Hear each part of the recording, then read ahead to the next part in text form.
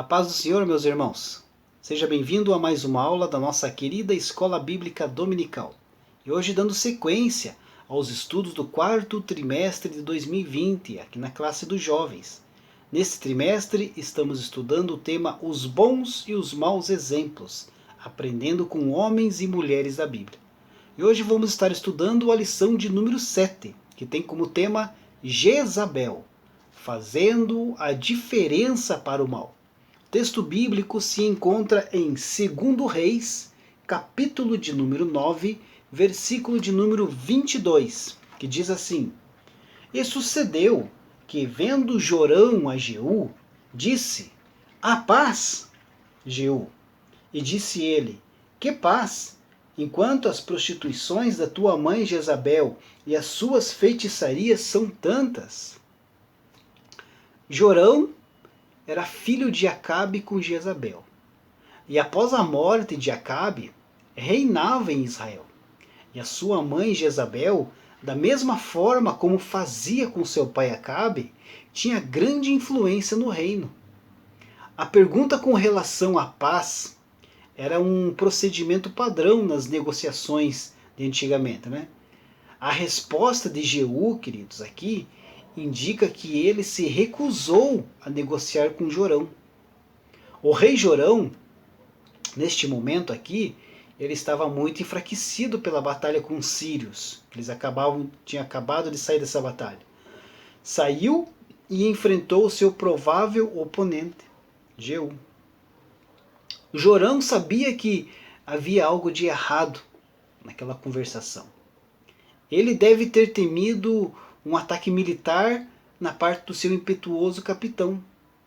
Talvez Jorão também tenha se encontrado com Jeú com a intenção de fazê-lo perceber que seus planos seriam atos de insubordinação contra a legalidade da eleição do rei. Mas Jorão estava enganado.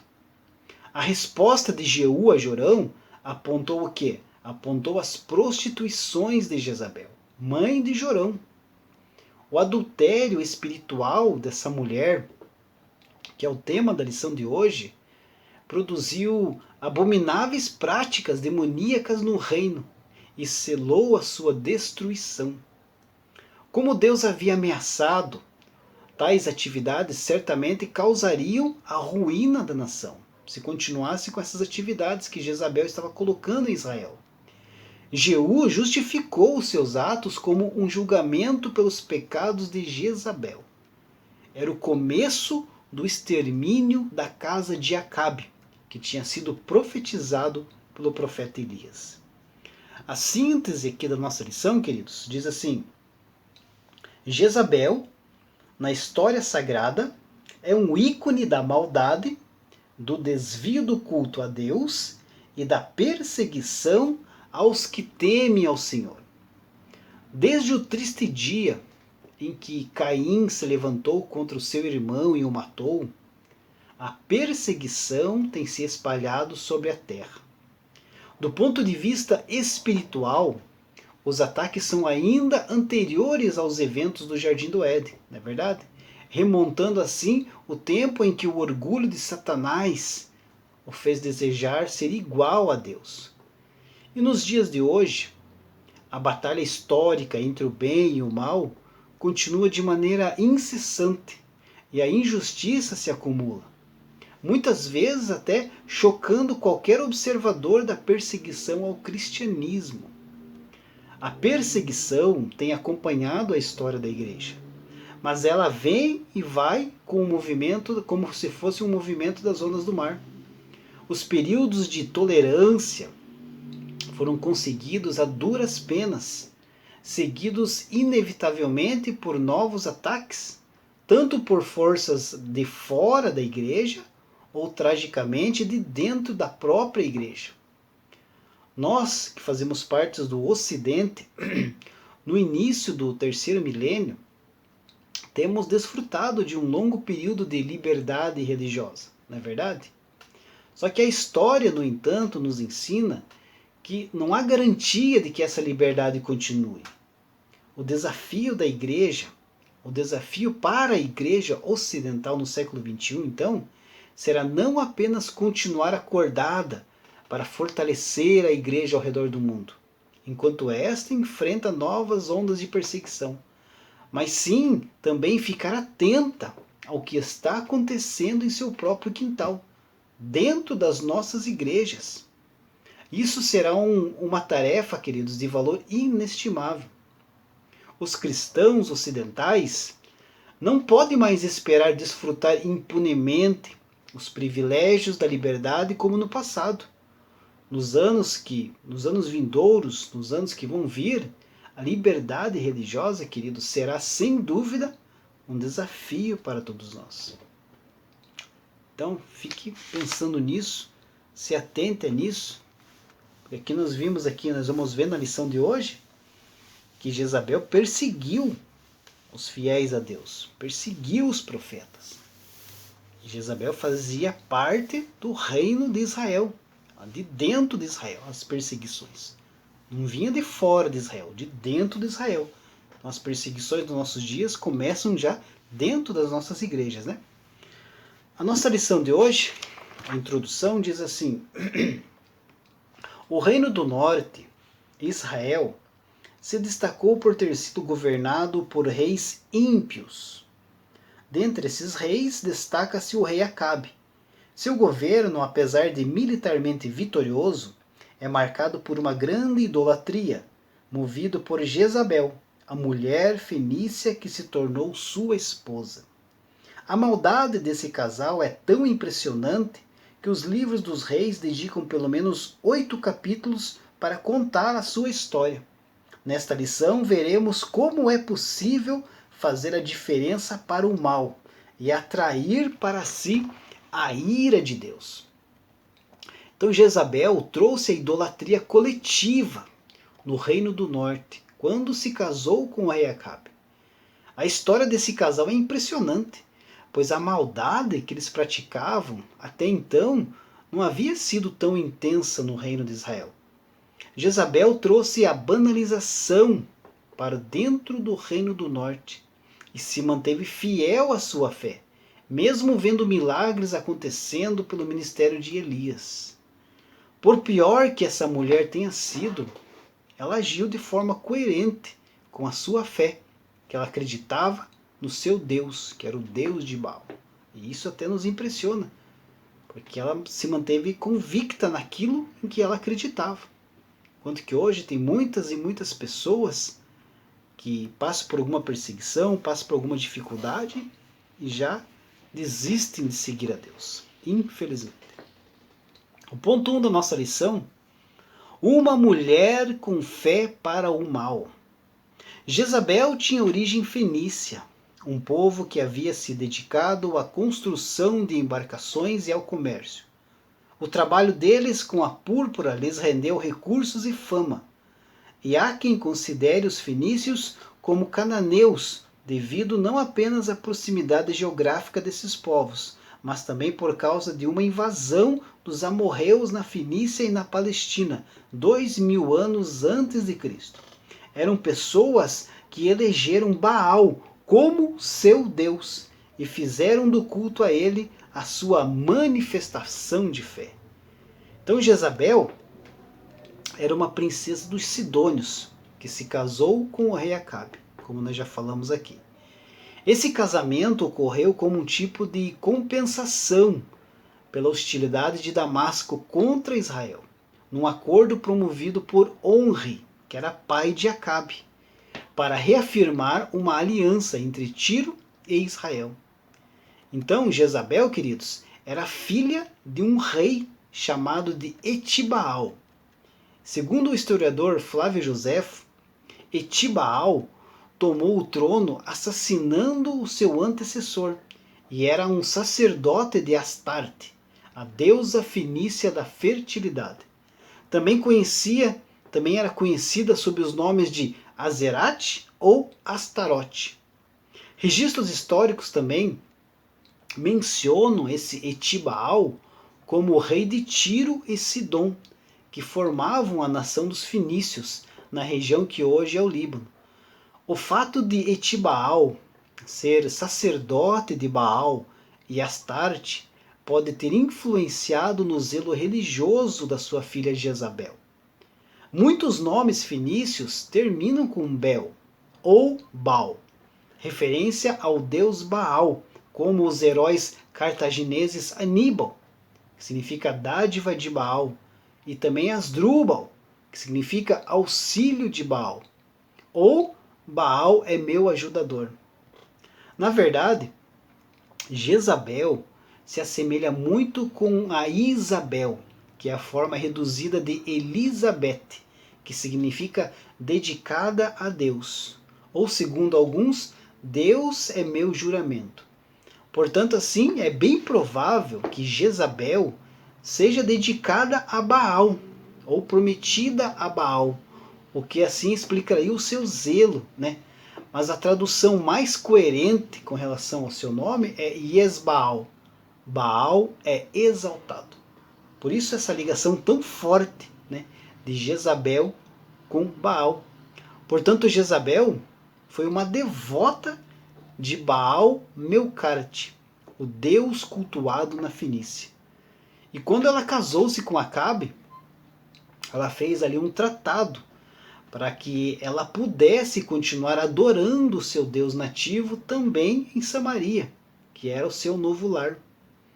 Jezabel convenceu Acabe para que ele edificasse santuários para o culto ao seu Deus. Com isso, ela trouxe centenas de sacerdotes e profetas da sua religião pagã para dentro de Israel. Ela contava, queridos, com 450 profetas de Baal e 400 profetas da deusa Azerá. A rainha Jezabel tinha personalidade forte e dominante. Além do seu fanatismo religioso, ela era impulsiva e violenta. A sua principal exigência, queridos, era que o seu Deus tivesse os mesmos direitos do Deus de Israel perante o povo. Jezabel então começou a perseguir os profetas do Senhor. Assim ela mandou matar todos aqueles que se pusessem contra as suas práticas idólatras. A narrativa bíblica claramente nos mostra que ela exercia forte influência sobre o rei Acabe, pois o rei permitia que Jezabel agisse conforme desejasse. Ela teve 3 filhos com o rei de Israel: Acasias, Jorão e Atalia. Mas existe uma discussão se Jezabel realmente foi a mãe de Atalia. Ela também instruiu os seus filhos de acordo com as suas práticas. Atalia, por exemplo, levou seus costumes reprováveis para Judá, quando se casou com Jeorão, filho de Josafá. Veja só a astúcia dessa mulher. O principal desafeto de Jezabel, sem dúvida nenhuma, foi o profeta Elias, que reprovava os seus costumes. Num dos episódios mais conhecidos da Bíblia, o profeta Elias realizou uma disputa no Monte Carmelo, a fim de provar quem era o verdadeiro Deus. Então caiu fogo do Senhor, e os profetas de Baal acabaram massacrados. Mesmo com essa prova real do poder de Deus, e com o massacre dos seus profetas, Jezabel não diminuiu a sua idolatria. Muito pelo contrário, o seu ódio perseguidor se intensificou. Ela ameaçou o profeta Elias, que precisou fugir para o Monte Horebe. Essa é Jezabel. Que mulher perigosa, meus queridos. Tem alguma Jezabel aí, por onde você mora? Por onde você congrega? Fique atento, irmãos. Ponto 2 da lição: sua influência em Israel. A lição diz assim: outro pecado cometido por Jezabel foi matar Nabote, o proprietário de uma vinha que ficava ao lado do palácio de Jezreel. Desejando ter mais um pedaço de terra, Acabe quis negociar a terra onde Nabote e seus ancestrais plantavam uvas, e ele se recusou a fazer tal negócio, ainda que lhe fosse provavelmente mais proveitoso negociar com o rei. Então Jezabel foi a pessoa que conduziu as ações no caso da vinha de Nabote, né? Agindo de maneira inescrupulosa. Nabote era um homem que possuía uma vinha na vizinhança do palácio de Acabe em Jezreel. Acabe desejou essa vinha de Nabote, mas o homem não quis negociar com Acabe, que era uma herança de família. No começo, Acabe até respeitou, né, o direito de posse de Nabote, que desejava manter a terra da sua herança, a terra da sua família. Porém, Jezabel, de forma violenta e impiedosa, acabou tramando um julgamento que culminou na morte de Nabote. Entretanto, esse evento, combinado com os outros atos de crueldade de Jezabel, trouxeram terríveis consequências à casa de Acabe, que acabou sendo exterminada. O ponto 3 da lição destaca o fim de Jezabel. Jezabel teve a oportunidade de se arrepender diante dos milagres ocorridos pelo ministério de Elias. Fazer descer fogo do céu, intervir na natureza impedindo a chuva e se manter vivo quando caçado. Não foram eventos suficientes para que ela pensasse que o Deus de Israel não poderia ser comparado com qualquer outro Deus, preservando a vida do servo dele. Então, depois que o rei Acabe faleceu, Jezabel ainda continuou tendo grande poder e influência em Israel durante os reinados dos seus filhos, Acasias e Jorão. Mas Jeú, um oficial do exército, assassinou Jorão, limpou a casa de Acabe do reino e ascendeu ao trono. Jeú, queridos, erradicou o culto a Baal em Israel, acabou com o culto de Baal em Israel. Após ele ter matado Jorão, Jeú se dirigiu ao palácio de Jezreel. No palácio, Jezabel estava vestida esplendorosamente, esperando por Jeú, olhando por ele pela janela, com a intenção de afrontá-lo. Então Jeú deu ordens para que os oficiais a lançassem pela janela da torre do palácio. Depois Jeú ainda atropelou o corpo de Jezabel. Depois de ter feito isso, ele foi fazer uma refeição. E após a sua refeição, Jeú ordenou que os seus homens sepultassem Jezabel, pois ela era filha de um rei. Merecia ainda, de alguma forma, um enterro digno, porque ela era filha de um rei. É interessante perceber, queridos, pela narrativa bíblica, que Jeú não lhe atribuiu o título de rainha de Israel, mas apenas a referiu a ela como filha de rei, por ter sido filha de Etibaal, o rei sidônico. Mas quando foram sepultar a esposa do rei Acabe, os homens de Jeú encontraram apenas o seu crânio, os seus pés e as suas mãos. A sua carne havia sido devorada pelos cães. Vale lembrar, queridos, que os cães também figuraram na morte de Acabe. Eles lamberam o sangue do rei que ficou no carro em que ele estava quando foi mortalmente ferido. Olha essa ligação. A morte de Jezabel havia sido profetizada pelo profeta Elias e se cumpriu exatamente conforme a profecia.